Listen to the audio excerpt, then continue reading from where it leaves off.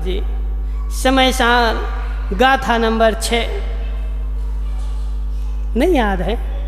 नहीं याद है निमेश पंडित जी? तो फिर तुम कैसे मुमुक्षु हो? मात्र नाम के ही मुमुक्षु हो। संदीप भाई, समय सार गाथा नंबर 6। ना हो दी आप मत्तो पमत्तो जान गोदी शुद्धयो। वह मुनिराज गांधी जी ना प्रमत्त है ना अप्रमत्त है, वह तो एकमात्र ज्ञायक हैं। मुनिराज प्रमत्त होते नहीं, मुनिराज अप्रमत्त होते नहीं, मुनिराज जो होते हैं वह तो मात्र एक ज्ञायक होते हैं। बोलो ना, बोलना है कुछ, बोलना है कुछ? क्या कौन छोड़ देगा? सुनो, जो छोड़ते हैं वो मुनिराज होते नहीं, और जो पकड़ते हैं वो मुनिराज होते नहीं। मुनिराज तो होते हैं, मुनिराज तो होते हैं। देखो हमने क्या बोला, मुनिराज, देखो गहरी व्याख्या है। मुनिराज का जो सुख है वह स्वाधीन सुख है, वह तुम्हारे अधीन सुख नहीं है कि तुम उनको आमुनि बोल दो जो बेचारे कपड़े पहन के भग जाएं, और तुम उनको मुनि बोल दो जो सीना फुला के बैठ जाएं। वो मुनि होते नहीं। तुम्हारी प्रशंसा से गांधी जी सीना फूल जाए और तुम्हारी या प्रशंसा से मुंह पिचक जाए, वो मुनि होते ही नहीं, वो तो मात्र भेष धारण किए हैं। गांधी जी बोल रहे, गांधी जी बोल रहे, बोले महाराज ऐसा बोल दोगे सब भग जाएंगे, ऐसा बोल दोगे सब भग जाएंगे। सुनो एक कहानी सुनाते हैं। सुदीप भाई, क्या हो गया, बंद हो गया? सुनो, मनसुख लाल जी, ये जो संदीप गांधी है ना, यह संदीप गांधी क्या किया, इसने दुकान इसकी चल नहीं रही थी, इसने एक दो गधा पकड़े, इसने एक दो गधा पकड़े और गधा पकड़ के जंगल में गया और जंगल से उसने क्या किया, लकड़ियाँ बीनने लगा और उन गधों के ऊपर लकड़ियाँ रखता और लकड़ियाँ रख करके इस घाटोल नगर में बेच देता और पैसे मिलते, जो अपना गुजर बसाना हो जाता। संदीप भाई अब क्या करें, दुकान नहीं चल रही, दुकान नहीं चल रही, तो दुकान नहीं चल रही तो लकड़ियाँ बेचनी पड़ेंगी। मनसुख लाल जी, जब दुकान नहीं चले तो लकड़ियाँ बेचनी पड़ेंगी। ऐसी जब तुम्हारी गायक भाव की दुकान नहीं चलेगी तो तुम्हें बाहर प्रभावना की लकड़ियाँ बेचनी पड़ेंगी। जिस मुनि के गायक भाव की दुकान चलती है अजित भाई, गायक भाव की दुकान चलती है, वह बाहर की प्रभावना में नहीं डूबता। और जिस बेचारे की दुकान नहीं चले सो उसको गधा पकड़ के लकड़ियाँ बेचनी पड़े। बेचो लकड़ियाँ संदीप भाई, बेचो लकड़ियाँ, क्या कर सकते। तो वह संदीप भाई लकड़ियाँ बेचने लगा और ऐसे लकड़ियाँ बेचते बेचते बेचते बेचते एक दिन शाम को आया, और शाम को जैसे ही आया तो शाम को गधा उसने छोड़ दिया। वो लकड़ियाँ उतार करके बोले आज लेट हो गए, एक काम करो पहले भोजन कर लेते हैं, फिर इस गधे को बांध देंगे और जो इसको भोजन दे देंगे।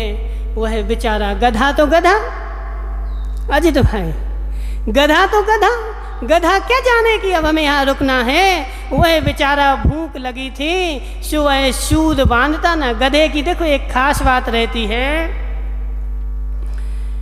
गधे को कभी भी देखना वो बिल्कुल सीध सीध में चला जाता है अजित भाई। वह नहीं देखता आगे कि क्या है कि क्या नहीं है, वह तो सीधी सीध बांधता है। तो इन संदीप के गधे ने भी क्या किया, सीध बांधी और सीध बांध करके जंगल की ओर चला गया और चला करके वह घास चरने लगा। यहाँ गधेड़ा आया। गधेड़ा मतलब संदीप भाई, गधेड़ा मतलब जो गधे को पालता है उसको गधेड़ा बोलते हैं, ठीक है ना। तो यहाँ संदीप भाई आए और संदीप भाई ने क्या देखा कि गधा तो है नहीं है, और शाम हो गई। शाम होने को है, गधा चली गई, गधा चला गया और संदीप भी जंगल की ओर चला गया और जंगल में बोलते जा रहा है कि यह कहाँ चला गया, अंधेरी आ रही है और मिल नहीं रहा बेचारा, कहाँ चला गया। और ऐसे जंगल में घूमते घूमते इन्होंने को एक शेर दूर में खड़ा था और शेर के पास जाकर के इन्होंने क्या बोला कि यह यहाँ छिप गया है, अंधेरी आ गई, इसको अंधेरी का डर नहीं है। उस बेचारे शेर ने सोचा कि यह कैसा मानव है, यह कैसा मानव है कि इसको मुझे शेर का डर नहीं लग रहा और इसको अंधेरी का डर लग रहा है। जरूर कोई अंधेरी जो है ना प्रवीण पारसवालिया, शेर ने सोचा कि वह अंधेरी जरूर मुझसे भी कोई खतरनाक चीज होगी, जो अंधेरी को इसको मेरा डर नहीं लग रहा, अंधेरी का डर लग रहा है। और संदीप ने अंधेरा तो लग ही गया था, उस शेर का कान पकड़ा और बोला चल।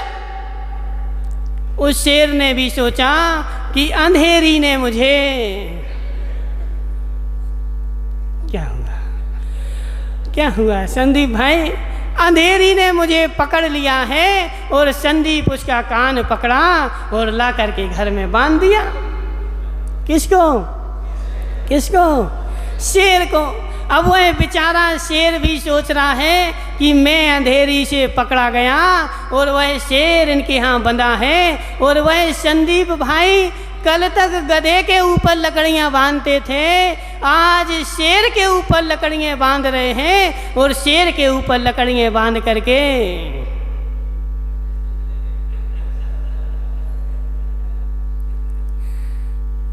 माता समझो बात को। वह शेर भी अंधेरी की गिरफ्त में आकर के उस जंगल के राजा शेर को भी लकड़ियाँ ढोना पड़ रही। और एक दिन ये संदीप भाई जंगल में गए लकड़ियाँ लेने के लिए, और वहाँ पर दूसरे शेर दूर में खड़े हुए थे।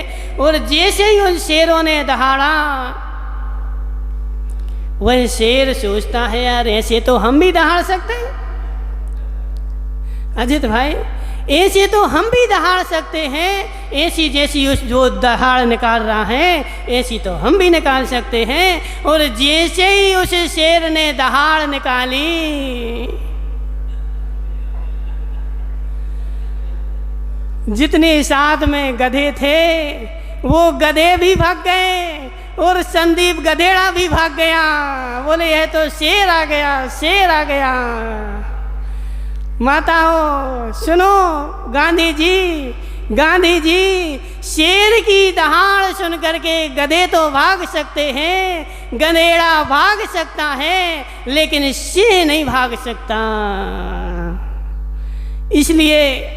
इसलिए मुनि का स्वरूप सुन करके जो मुनि नहीं होगा वह तो भाग सकता है, लेकिन जो मुनि होगा वह अपने समूह में मिल सकता है, वह भाग नहीं सकता। इसलिए मत चिंता करो गांधी जी, मत चिंता करो। बोले सब भाग जाएंगे।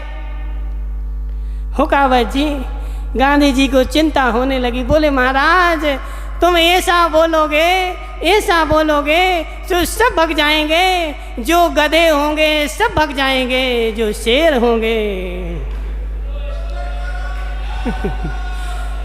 जो शेर होंगे वो कहीं नहीं बढ़ेंगे, वह डटे रहेंगे, अंतिम श्वास तक डटे रहेंगे। क्यों निमेश पंडित जी, यह मुनियों का मार्ग है, मुनि नाम लोक की वृत्ति, मुनि की जो वृत्ति है वह अलौकिक वृत्ति है गांधी जी, वह तुम सोच नहीं सकते। मुनि की सोच मुनि ही सोच सकता है, तुम नहीं सोच सकते। यदि तुम्हारी सोच से मुनि चलने लगे तो वह बेचारा मुनि नहीं बचे। मनसुख लाल जी क्या कर रहे हैं, क्या कर रहे हैं? सही है कि गलत है? देखो यहाँ पर मुनि नाम लोक की वृत्ति, मुनि की जो वृत्ति है माताओं, इसीलिए हमने बोला कि तुमने आज तक मुनि के दर्शन नहीं किए। एक बार मुनि के दर्शन हो जाएंगे संदीप गांधी, एक बार मुनि के दर्शन हो जाएंगे, फिर तुम लौट के घर नहीं जाओगे। उस गधे, उस शेर को जो गधा बना हुआ था बेचारा, जैसे ही उसने दहाड़ निकाली सारे गधे भाग गए। मैं तो शेर हूँ। और उसके दिन के बाद से वह शेर उस गधेड़े के घर में नहीं गया। वह शेर, श्रीपाल जी, वह शेर गधेड़े के घर में नहीं गया। संदीप गांधी, तुम भी अपनी दहाड़ निकालो। मैं गधा नहीं हूँ, मैं शेर हूँ, मैं भगवान आत्मा हूँ। मैं कहाँ इन गधेड़ों के बीच में रह रहा।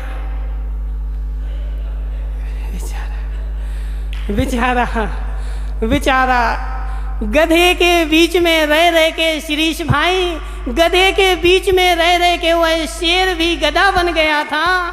गधों के बीच में रह के वह अपने सिंहपने को भूल करके और समझने लगा था कि मैं गधा हूँ और उसकी लकड़ियाँ धो रहा था। ऐसे संदीप भाई तुम घर में रह के गधे बन गए। घर में रह के क्या हुआ? गधे ही तो हो, क्या हो? देखो बुरा लगे तो लग जाए, हम क्या करें? गधे ही तो हो। गधे से ज़्यादा क्या हो? सुबह से उठे बेचारे, चाबी हाथ में ली, खोल के शटर बैठ गए और 10 बजे बंद कर दिए, घर में चले गए। जैसे ही सुबह हुआ सो फिर उसी में, फिर घर में। क्या हुआ? गधे की वृत्ति है। सुबह हुआ लकड़ियाँ लेने चला गया, शाम हुई लकड़ियाँ लेके आ गया, सुबह हुई और पूरी जिंदगी इसी में निकल गई। हे संदीप गांधी, समझो, अपनी आत्मा से बोलो कि मैं गधा नहीं हूँ। पहचानो अपनी आत्मा को, पहचानो अपने चैतन्य स्वरूप को, पहचानो अपनी भगवान आत्मा को। मैं गधा नहीं हूँ, मैं तो भगवान हूँ। कहाँ तुम गधों के बीच में रह के हितेश मुंगाणियाँ अब बेचारा सोच रहा है कि क्या करें। हितेश भाई, सत्य तो यही है, मैं गधा नहीं हूँ, मैं तो सिंह हूँ, मैं तो शेर हूँ। शेर व्यक्ति मेरी है। बेचारे संसार में रह के गधों के बीच में रह के प्रवीण पारसोलिया अपने आप को गधा मान लिया और संसार में फंसे हैं। एक बार यदि भान हो जाए कि मैं गधा नहीं हूँ, मैं भगवान हूँ। संदीप गांधी, फिर नहीं जाओगे गधों की टोली में, फिर नहीं जाओगे गधों की टोली में। मैं तो भूल में था, गधों की टोली में रह रहा था। निमेश पंडित जी, क्या हो रहा है? समझ में आ रहा है कि सुनने में आ रहा है? समझ में आ रहा है कि सुनने में आ रहा है? सुनने में आ रहा है, समझ में नहीं आ रहा है। समझ में आ जाए तो फिर घर में जाना ही ना हो। माता हो, घर में जाना ही ना हो। क्यों हम गधों के बीच में रहेंगे? हम तो शेर हैं। हमारा सुख घर के अधीन नहीं है, हमारा सुख परिवार के अधीन नहीं है। हमारा सुख स्वाधीन सुख है, निज आत्मा में सुख है। जब साओ आचार्य विद्यासागर जी महाराज ने चैतन्य चंद्रोदय पढ़ा है अजित भाई? नहीं पढ़ा? क्या करते रहते? वो गधों के बीच में रह रह के तुम भी गधे बन गए। देखो, पढ़ो आगम को, पढ़ो आगम को। जब आगम को पढ़ोगे तब उसमें तुम्हारी बुद्धि खुलेगी। बोले मुनिराज जो होते हैं वह प्लास्टिक के खिलौनों से नहीं खेलते, वह गड़िया गुल्ला से खेलते हैं। गड़िया गुल्ला जानते हो? गड़िया गुल्ला, श्रीपाल जी गड़िया गुल्ला नहीं जानते? कोई जानता है गड़िया गुल्ला? माता देखो, आचार्य जी तो सब लिख के गए, तुम मात्र आचार्य जी की पूजन करते रहोगे, उनके शास्त्रों को नहीं पढ़ोगे तो कल्याण नहीं होने वाला।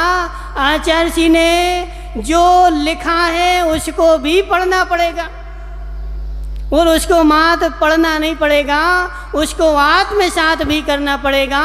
गड़िया गुल्ला मतलब शक्कर के खिलौने,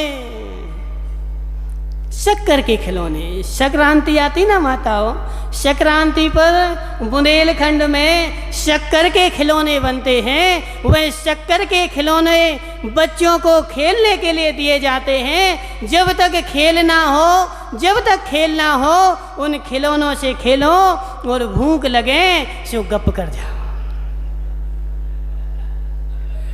समझ रहे ना? वह खिलौने दिए उसको स्वाधीन कर दिया कि खेल भी लो और खा भी लो। ऐसे मुनिराज जो है, मुनिराज जो है, मुनिराज का सुख पराधीन सुख नहीं है। जब खेलते हैं तो शुभोपयोग से, निज की क्रियाओं से 28 मूल गुण। 28 मूल गुण क्या हैं मनसुखलाल जी? शुभोपयोग रूप है कि शुद्धोपयोग रूप है?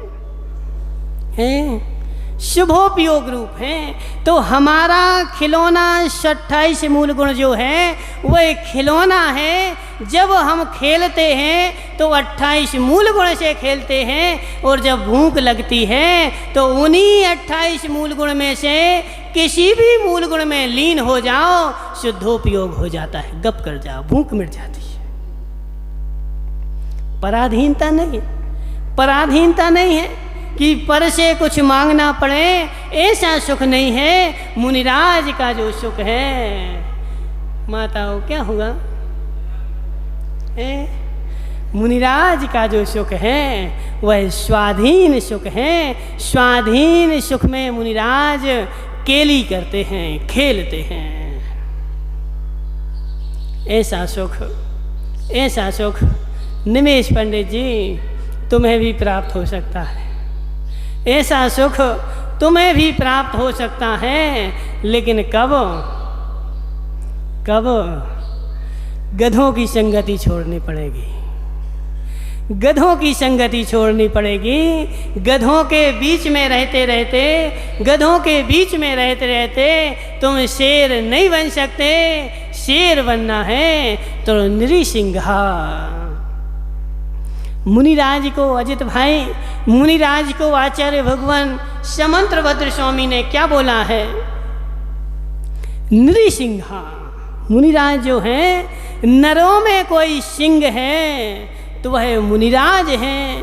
नरों में जैसे सिंह है ना, जैसे सिंह जो होता माताओं, सिंह के लिए कोई बंधन नहीं होते, सिंह के लिए कोई पराधीनता नहीं होती, वह स्वच्छ रूप से विचरण करता है। सिंह को जहाँ भी जंगल में जाना हो वह विचरण करता है, जिस नगर में जाना हो उस नगर में विचरण करता है। ऐसे मुनिराज जो है वो नरों में कोई सिंह है तो वह मुनिराज है। मुनिराज सारे देश में जहाँ जाना हो वहाँ विहार करते हैं। उनके लिए कोई पाबंदी नहीं कि अब हम घाटोल में आ गए, बोले घाटोल की समाज अच्छी है अब हम यहीं रहेंगे।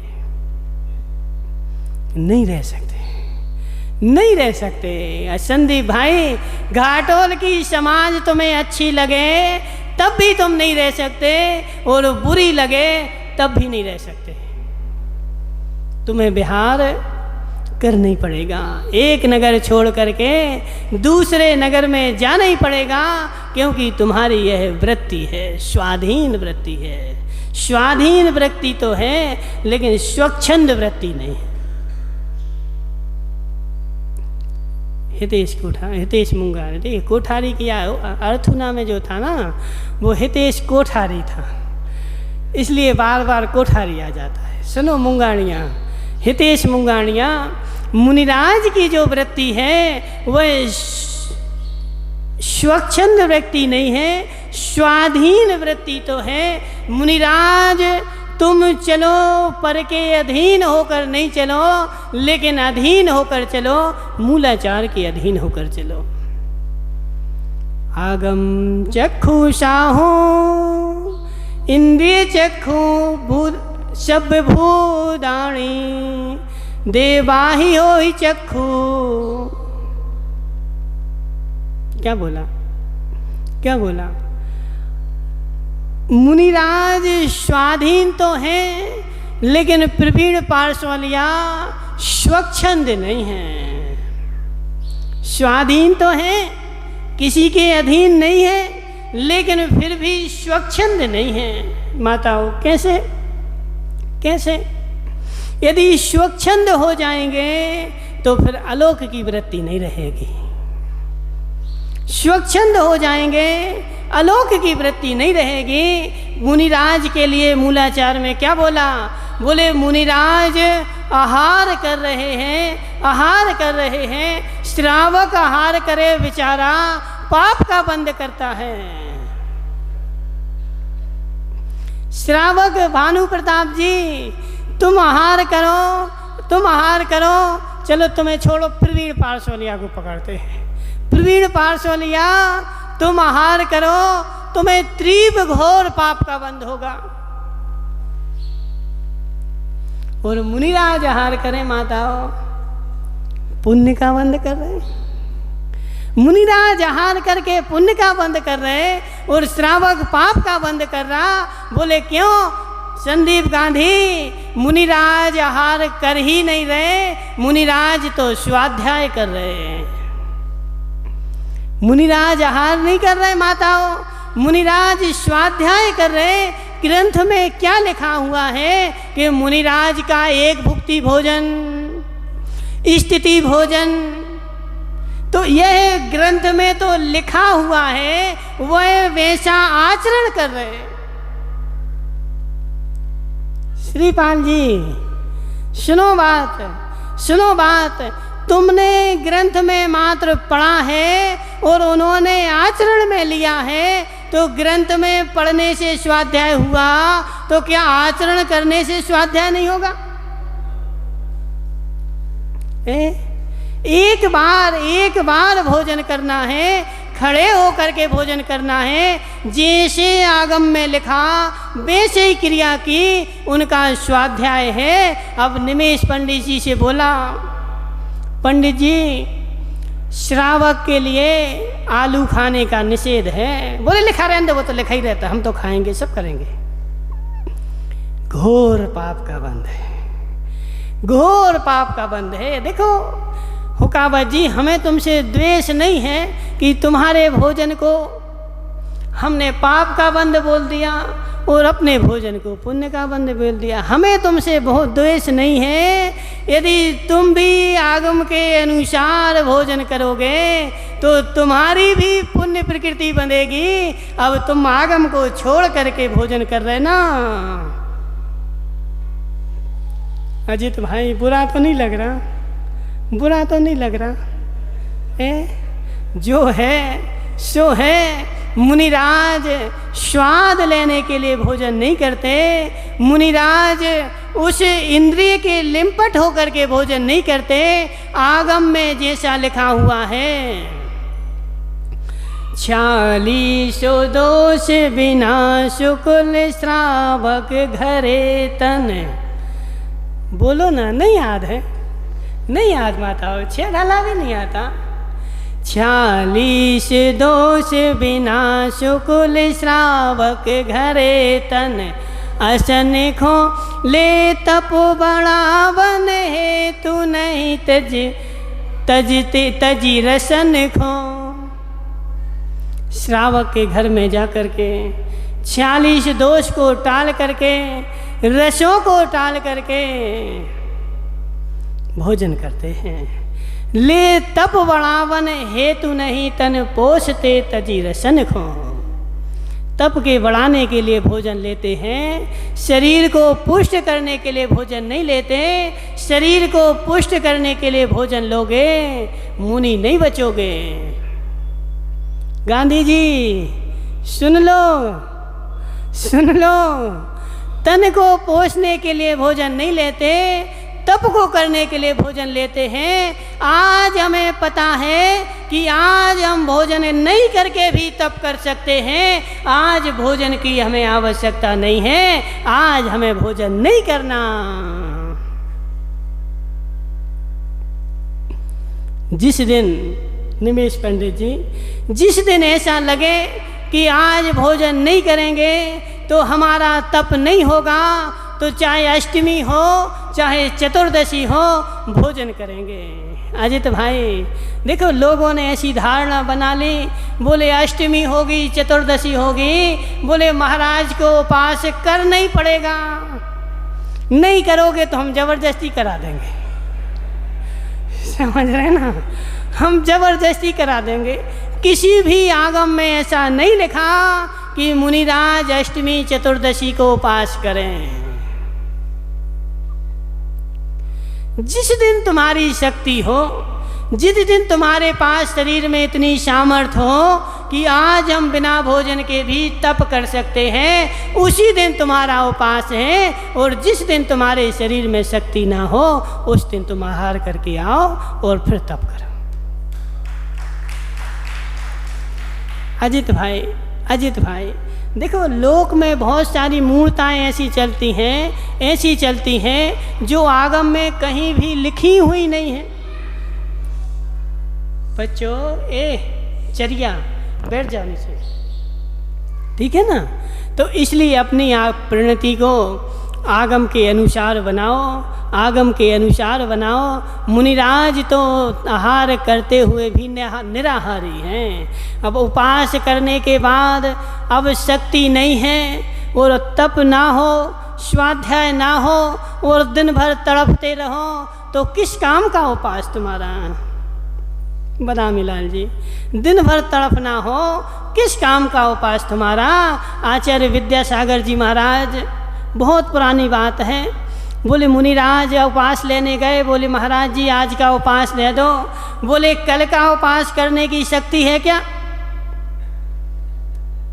सुनो, कल का उपास करने की शक्ति है क्या? यदि कल का भी उपास करने की शक्ति हो तो आज उपास करना, यदि कल के उपास करने की शक्ति ना हो तो आज तुम आहार करके आओ। बोले क्यों? बोले कल का तुम्हारा भरोसा नहीं है। संदीप गांधी, कल का कोई भरोसा नहीं है कि कल तुम्हारा आहार होगा कि नहीं होगा। और यदि कल तुम्हारे पास शक्ति नहीं रही और आहार नहीं हुआ तो संक्लेशता बढ़ेगी, और संक्लेशता बढ़ेगी तो जितना तुम निर्जरा नहीं करोगे उतना तुम्हारा बंद हो जाएगा। इसलिए जितनी शक्ति हो उतना करना। मनसुख लाल जी, क्या हो गया? बुरा लग रहा क्या? तुम ऐसे बैठ गए जैसे कुछ सुनाई नहीं दे रहा। मनसुख लाल जी, इसलिए 10 बज गए, अपना समय हो गया। यहाँ पर आचार्य भगवान ने क्या लिखा? मुनि नाम अलौकिकी वृत्ति। इसलिए मुनियों की, गांधी जी, मुनियों की जो वृत्ति होती है वह अलौकिक होती है। उस वृत्ति को तुम अपनी प्रज्ञा से मत नापा करो, उस वृत्ति को तुम अपनी आँखों से मत देखाया करो। उस वृत्ति को देखने के लिए अलौकिक चक्षु चाहिए, लौकिक चक्षु से वह दिखने वाले नहीं है। बोले शांतिनाथ भगवान की, बोलो भगवान की। कल से ठीक